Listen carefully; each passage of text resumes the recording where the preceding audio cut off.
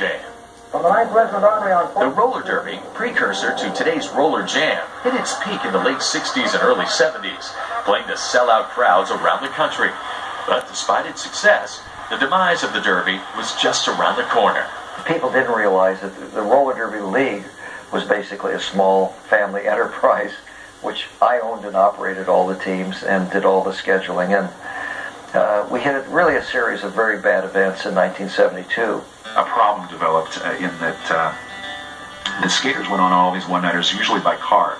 And there was a gas shortage at the time, which really cut into an awful lot of the profits. Gas stations had long lines. Arenas closed down in the winter because they couldn't heat the buildings. People were hesitant to travel. With basically one family, the Seltzer family, owning all the teams, being responsible for all their needs and all the accommodations and insurance and everything else, it began to be too much. There were some losses. And rather than see the game go down to a reduced state, it was decided that they would look for a way out. In December of 1973, I shut down roller derby, and that was really the end of the game as it existed.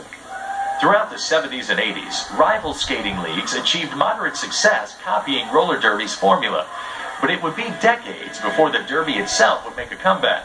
In 1997, 24 years after the last game was played, the death of roller derby's most famous skater, Jody Weston, brought renewed attention to the sport.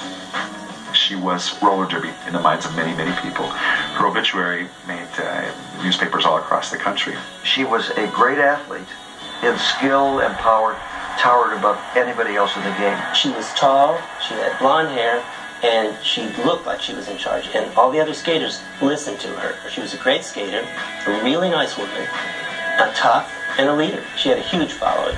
Joni's obituary in the New York Times was read by Stephen Land, a producer, who felt that maybe roller derby in a 90s or a 21st century kind of spin would work, and they came up with this concept called RollerJam. Jerry and Stephen took their idea to the TNN cable network, and within months, RollerJam was picked up.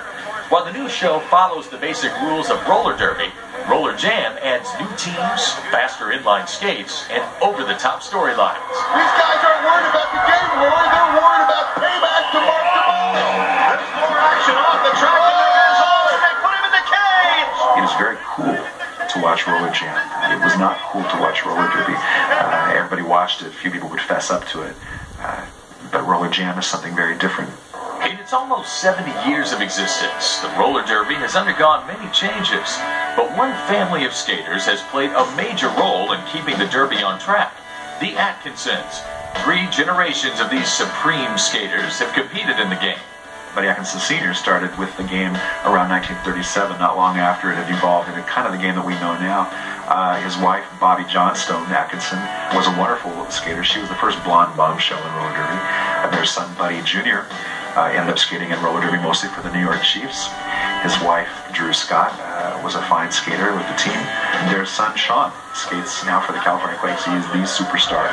Everybody loves Sean. So the clan started then, and it's with us now. Buddy Atkinson Sr. and his wife, Bobby, raised their children on the road with the derby. On the road, it was a little on the rough side, but the roller derby always furnished us babysitters, which made it a lot easier. I was raised on the road. We traveled by bus, we traveled by train, very little airplane back then, and cars. All through the 40s, in about 1957, I wanted to skate. My mother and father were still involved with roller derby. I started training, then I went and skated pro in 58. I met Drusilla in 1958. She was skating on the team opposing ours. We got together because she got fired. My dad hired her. She became my partner, and she's been my partner ever since.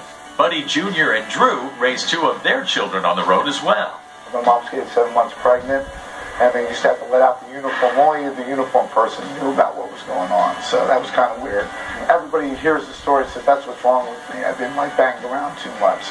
I had a 2-year-old and a 5-month-old on the road, and we were doing one-nighters all over the country. Went all from one end to the other end, the whole United States.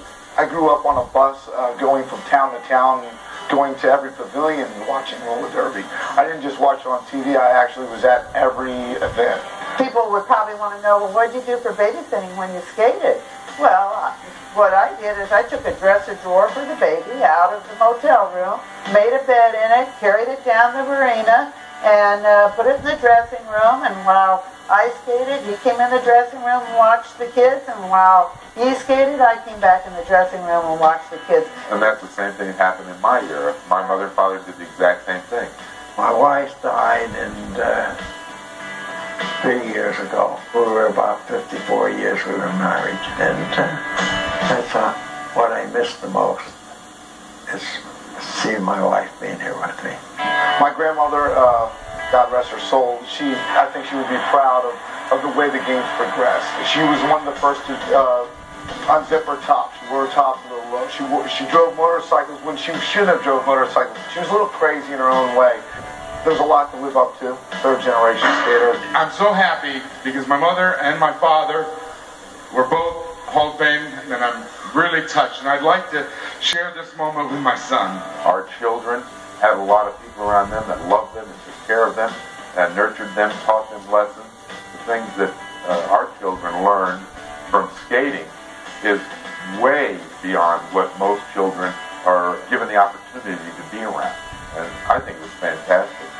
Coming up, more on Joni Weston and the daredevil women of the Derby. That hammer punch, boy, it hurt.